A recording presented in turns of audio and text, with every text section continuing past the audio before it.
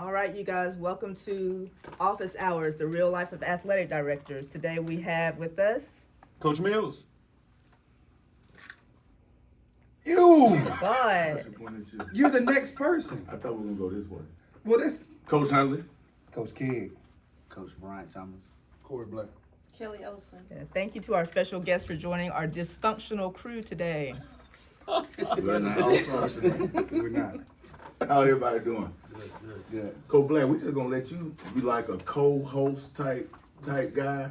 That one of us have to miss, you just come on and replace. You've been on like 10 shows. So We only made 11. So he'll probably replace you because you don't know what I mean. Oh, my fault. Now we been Yeah. long. You're right. Hey, we're here today. We got some very special people here. Basketball season is wrapped up in the state of Georgia. We got Pacelli, St. Anne Pacelli Academy, Championship U, whatever they want to call it right now. Championship U. Athletic director, I'm Corry. trying to kind of repeat that though. I'm saying If not every 2 months. If a sport ends, you better believe that there's some jury being ordered at the. So what's your Pacelli High ring School. deal over there? I don't want to think about it. But at least you have to think about it. You got 7 last year, 7 state titles, Step and this year you're on 4. Wow. Hey man, let's give Corey Black and Brian Thomas a round of applause. It could be worse though. State champs right here. Because hey, you're not worried about it. That's right. And we got Coach Ellison. Hardaway girls team fell short of a state title, but she graciously came on the show anyway. And we want to share some thoughts on basketball, your seasons, as well as what do you do now, your off season, things of, I know her, we gonna run it back and try to get that crown. And it's Women's History Month. And it's Women's History Month. Coach Ellison posted it 3 years ago. But it actually started in 1980. It started in 1987. Jimmy 1980. Carter started it. But we're gonna talk about women's history another time. Yeah. We are. Yeah. So, short story. Me and Coach Ellison was my assistant coach, and we went to a state championship together. And we fell short. We lost by 1 point in overtime. Probably one of the best games that I've been involved in. She was an excellent assistant coach. And I'll tell you this, you learn from those losses, you get better, you get another chance again. And the next time you get there, you'll win it because you'll adjust from those mistakes that you made or you feel like you made. And that's what I did. So I appreciate you being a great assistant coach. I learned a lot from you. And in time, I got a chance to win a state championship. Sir, you said this And was a so short will you. story. It's over with. Thank you, Coach. Thank you, Coach. I appreciate that. It's I over appreciate with. that. God. Thank you. Well, let's start with Coach K. Coach K, Okay. let's give us a synopsis of your season and the things that you've learned, if you want to say learned, this year. This year. Well, we definitely had a great season. We won our region. Whoop my ass. Oh, go ahead. We I'm won. sorry. We had some championships. That's what- We won our region championship. We won the Christmas tournament championship. Who'd y'all and beat in then the Christmas tournament? No, we ain't gonna keep doing it. Go We're ahead. not gonna keep doing we it. did. We're not gonna keep Look, doing it. Yes, so sir. and then we fell short in the state championship. I just, it was a tough loss. It was definitely the worst I've ever felt after any loss. And I've played a lot of basketball and coached a lot of basketball. I still have a long way to go. I've only coached 7 years, so I know that throughout the year I learned a lot. We had some injuries early on. And that really impacted our team. And some people had to be in some positions they weren't used to being in, or they were a little uncomfortable, but they definitely grew from that. And it also helped me grow because I had to figure out how to do different things differently without certain players. But just to put it all together and make it as far as we did, I was proud of my girls. Yeah, they had a great season. So what you said, this is the worst you felt. Yes. I'm probably the wrong person to say this because I'm the same way, but at the end of the day, if you did right by your kids Right. and you were prepared for the game, Yes. then you can't feel bad about it. Right. You Yeah. can't That's hit not- shots. from you that can't play aspect- defense. There's nothing you can do. Definitely. I think you feel bad And I'm just saying it I because just me feel and Kelly bad talk. just losing the state No doubt, championship. no doubt. The That's reward, that's that the main reward, thing. missing that Yeah. particular. I know that we, But you I can't did beat yourself up everything. about stuff that you can't control either. Right. Yeah. Mhm. Yeah, I know I did everything I could do, and sometimes things just don't go your way. Which I know is But- easier said than done, but I think the main reason is just to be so close to like Mhm. the state championship. But like Coach Hunley said, as a head coach, he's been there before. So this is my experience as a head coach, and I think it's an experience for the girls too. The team that we played, Baldwin, they had that experience last year. They lost in the state championship, so they knew how that felt. And, my girls, they're green going in there, Mhm. and so I think that having that experience will definitely make them hungrier, and it'll allow us to push forward. how was the fan support of the game? Fan support was amazing. Because Fan really, support Baldwin was was almost playing a Home game. But Baldwin was definitely deeper. Yeah. Oh, yeah. They took 3/4 of the arena. But Yeah. as far as like people that support me and my girls, like all their family was there.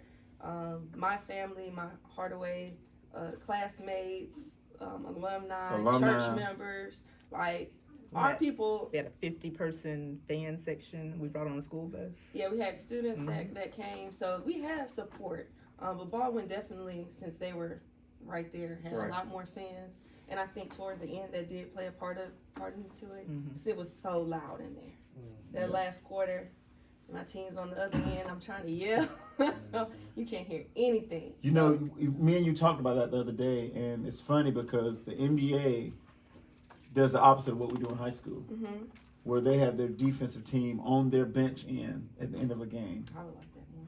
And NBA coaches say that's what we need because now they can hear us giving instructions, as opposed to the other way around, where in high school you got your offense coming down. I Yes. I never paid that. I felt it Mhm. during that game Mhm. because the first half, I'm able to get through this, Because they're and right then there. down there, it's like you're all by yourself.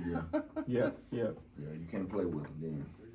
We're definitely gonna come back to Coach K, but now we got the champs here. So now, how far did you get last year, Coach Black? Lost in the championship by 1. See, here we go. Here we go with these learning experience, and now you ran it back. Ran it back. Title, Yes, sir. title town. Tell us a little bit about the season. Good season. We played a tough schedule. Time out. I gotta stop, Coach Black. Coach Black does the most crazy inspirational speeches. 3,000 miles. They traveled I like that. 3,000 miles to go 2.5 or 2.1. Yeah. Him and Coach Thomas, I just gotta say it because, of course, we don't play our championships at home, but he was able to tell his team we traveled 3,000 just to get a home game, essentially. Because we didn't get any. That's right. A home game for a state title. I'm sorry to cut you off, man. Yeah. So, look. we had a tough schedule. Again, like you said, we traveled 3,000 miles, played people that most people would say we shouldn't have played, but I think tough scheduling works. I learned that this year. I think the tough scheduling is the reason we had a chance to get to the state championship, and once we got to the state championship, playing at home, having that home court advantage, I would say, got us over the hump, especially in the fourth quarter. But it was a good season. A lot of traveling, a lot of bus trips. We only played, I think, 10 home games this year. So the rest was on the road. The other 20 was on the road. So it was a good season. Yeah. Me, Coach Black, and the newly Hall of Famer Dust Purdue would chit chat with each other on Facebook, and Dust would talk about he gassing up his bus, and Corry have his picture with his laptop open. I'm traveling again, and I'm like, all right, I'll see y'all later. Best of luck. But yeah, it was because we had you on early on our basketball preview show. Hey man, hats off to you. Proud of you. And most of that group is coming back, correct? Yeah, we only lose 3 seniors. Okay, we're not gonna scrimmage you next year. All right, moving on to Coach Thomas. So no repeat of the scrimmage from last year. No. this season. No, it would have to be. Yeah, maybe if I play at his place and he want to give me some of the gate, we'll do that. We'll set for scrimmage in. Coach Thomas, champion, So, Bryant Thomas. Tell us about it. we had a great season. First of all, there's a lot of knowledge in this room, and I kind of steal some of y'all stuff on, how to be a good coach, and just follow the lead of Corry on how to make our team better. We made it to Elite Eight the year before. We didn't have everybody, and then we have smaller numbers. So we just kind of scheduled the right way. Get out. We was on the road a lot. I see what Carver do. They go play everybody. What Kelly do, go play everybody. And Corry's like, hey, you gotta go play. And that was our thing this year, was get out and play. And then I think we got back to home. Like I say, we went over 3,000 miles. But what you said with Baldwin, having that home crowd was a difference. Like, we had the home crowd. I mean, they went on a run on us, and the crowd got behind us. I think that was what got us over the hump. Mm-hmm. It is now the independent brackets, are they the same as our leagues? In which regards? Were there any home games at all once your state starts, or is it just Yeah, local, the just first- neutral sites? The first four seeds, because they do all seeding. Okay. So the first four get a bye. So if you finish 5 through 9, you get a home game. Okay. Okay. But the second round, it's a neutral site Yep. in Macon, Yep. then Georgia College, then Columbus State. Okay. Because last year was Mercer somewhere in there, Yeah, right? Mercer. Yep. Yep. Both my semis and So how special was it for both of you all to be able to go back to back and do it at the same time? This first one in Pacelli history, right? yeah, first time in 66 years. And when Coach won it in the girls' game, I said, "Holy smokes!" All the pressure on you. Because y'all play back to back. Yeah, we play back to back. Yeah. And, the city already put a lot of pressure on you anyway. So Mm-hmm. I know once I got over it, and he looked, heard me tell him, I looked at him like, you not my Mess it up, buddy. But I stood on the end. I didn't go sit in the bleachers. I stood on the end because we were just talking about the defense on the other side. I'm yelling at the defense, on the far corner, that second half. So we're just trying to get them over the hump. Yep. Yep. That's a good idea. Send somebody to the other end. Somebody to the other end. You tell them what to do. Hold up a color. It is. You look at our numbers from our stats this year. We used to talk about it with my team all the time. Like, when y'all get on the other end, y'all got to communicate. Our defensive numbers suck on the other end because down here it's 20 of us telling everybody where to go. Down there it's just y'all 5. Y'all got to figure it out. And our defense numbers, we give up leads at every half because the communication drops. Mm-hmm. It's crazy. I mean, I've noticed it. Like I said, in NBA games, I picked that up. And the coaches in the NBA said it's an advantage because we got to have our team on this end for important games and get these instructions. I know Coach K, we were fussing at the girls before, probably midway through the playoffs, about just echoing calls. Telling the bench, you have to be engaged. You got to be locked in. If you hear Coach K make a call, you got to echo it to your teammates because the games got tougher. We had, 4 games at home? Mm-hmm. 3 games at home, then went to Fort Valley. Yeah. Sir. D Fort Valley. D Fort Valley. Hey, I need to call down there anyway. When we take a break, I need to get with you, get some numbers. I need a phone number. I don't know if I got it, but I know somebody who can get it. We got something to take care of down there. But so now you receive well. The school, the communities welcome you back, patting you on your seasons and how well you've done. So now we're coaches.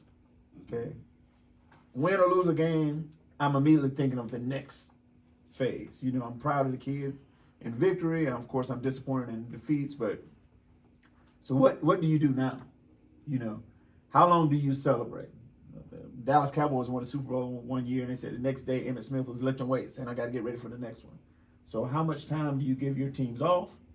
What do you do to get them engaged or focused or thinking about the next one? Or do you say, hey, go do your thing, we'll reconvene in June? What do you do, Coach? For me, I'm have an end of the year, wrap up with the kids, see where they think they're at, and then how we can help them improve, and then help them whatever if they doing travel ball, help them that way. So that's kind of where I'm at right now. Mm-hmm. Cool. We won the state championship on Saturday. We had some kids in the gym on Monday morning. I wasn't in there with them, but we got a couple in there working out. Some of them went to camp. Some of them started AAU practice. So they just keep going. I'm exhausted. Mm-hmm. I'm tired. I just need a little break. And that's what I do. I thought all season, I need a mental break. I'm exhausted. So I just take a break, and whenever I get back fired up, we'll go back. But right now, it's just, you just celebrate it. You want to celebrate it, and just try to get back mentally right. Coach K? Well, with me, I definitely take a mental break. I have a 9-year-old, so the night that we lost the state championship, I'm sad and all that. I had to get her ready for her vocabulary parade the next day. Like things keep on going, and I have her, so I have responsibilities. And then as far as what the girls do, like some of them, they're on their way to AAU practice right now. Today, right? Today. So some of them go to their AAU team. If they ever want to do something individually, we can. But as far as a team, we take probably a mental break until maybe after spring break. Then we'll start bringing them in and just kind of assess, like Bryant said, see where we're at, where they think we should be. Last year, when we lost Final Four, we watched the film together. And after we took some time from it, and we'll get back with conditioning, weight training, and some small group ball handling, basic fundamental stuff. But I definitely take a mental break. And having kids helps you get away from the sport It sometimes. does. I think Coach Black was at his. I know. I'm coming to you too. Coach Black was at his daughter's recital. I think the weekend of his title run. And of course, you got Callie, and she plays soccer and does everything else. And BT, you stuck. Yeah, I'm stuck. We go to the gym. Because she a hooper. That's right.